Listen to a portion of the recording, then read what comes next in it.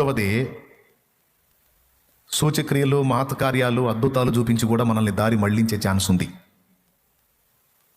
కావాలంటే మీరు గమనించండి, కొంతమంది విశ్వాసులు భ్రష్టులు ఎట్టయ్యారు అనుకున్నాం. ఈ సోదరులు ఎవరో ఒకళ్ళు తగులుతారు వాళ్ళకి. ఎవరు? సోదరుళ్ళు.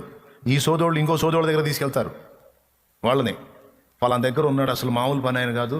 అప్పట్లో మాకు చెప్పినట్టు, మేము లోకంలో విగ్రహారాధికులకు ఉన్నప్పుడు మేము బాధలు పడతా ఉంటే తడొకడు వచ్చి సలహాలు చెబుతుండేవాడు, ఉచ్చు సలహాలు. వాళ్ళ దగ్గర మంచి మాంత్రికుడు ఉన్నాడు, అసలు పోతే అసలు ఏం లేదు, ఊరికి మనిషిని చూసి మొత్తం చెబుతాడని. పోయేవాళ్ళం ఎంత దూరం అయినా సరే డబ్బులు పెట్టుకొని, వాడికి ఎంత ఫీజు అయితే అంత ఫీజు అన్నీ రెడీ చేసుకొని, చేతులు లేకపోతే అప్పు తీసుకుని అయినా సరే.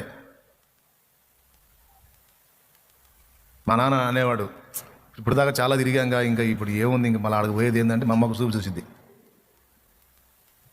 మేము బాగుపడటం ప్రశాంతంగా కొట్టే ఇష్టం లేదు నీకు అనేది. వదిలే బా అంటాడు.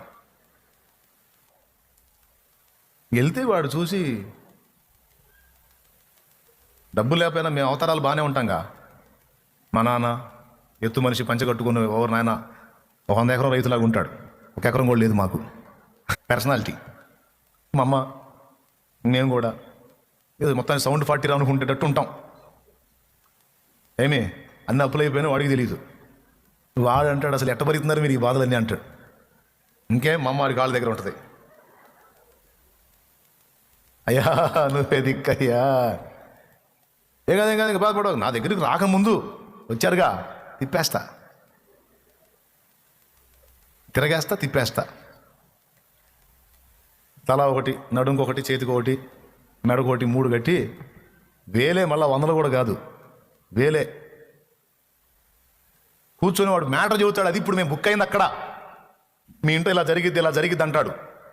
ఖచ్చితంగా కొన్ని కోడ్ అవుతాయి. కోడ్ అయినప్పుడు ఇంకా ఇప్పుడు మేము కాదంటానికి లేదు. ఇక కాదంటే మొత్తం మీద ఎగబడింది మమ్మ. ఎందుకు వచ్చిన గొడవ? ఎక్కడన్నా దొరుకుతాడేమో అందిపుచ్చుకుందామని మేము చూస్తాం, కానీ ఎక్కడో చోట వాడికి మేము కనెక్ట్ అవుతాం. ఎందుకంటే వాడు చెప్పి కొన్ని సింక్ అవుతాయి. దాన్ని బట్టి అరే కరెక్ట్గా చెప్పాడే, ఈ టైం నుంచి ఈ టైం దాకా మీకు సమస్య, మీ పరిస్థితి బాగానే ఉంది, కానీ ఈ టైం నుంచి ఇక్కడ నుంచి మీకు కొంచెం ఇబ్బంది అయింది. కరెక్టేనండి. ఒకప్పుడు అనేక మందికి ఇచ్చే స్థితిలో ఉన్నారు, కానీ ఇప్పుడు అప్పులు అయిపోయి ఫుల్ అయిపోయింది, భయంకరంగా అప్పులు అయిపోయిందంటే. అవునయ్యా, అల్లాడిపోతున్నావయ్యా. ఇక కొన్ని విషయాలు చెప్పేవాడు. అంటే దయ్యానికి గతం తెలుసన్న సంగతి మనకు తెలియదు. అప్పుడు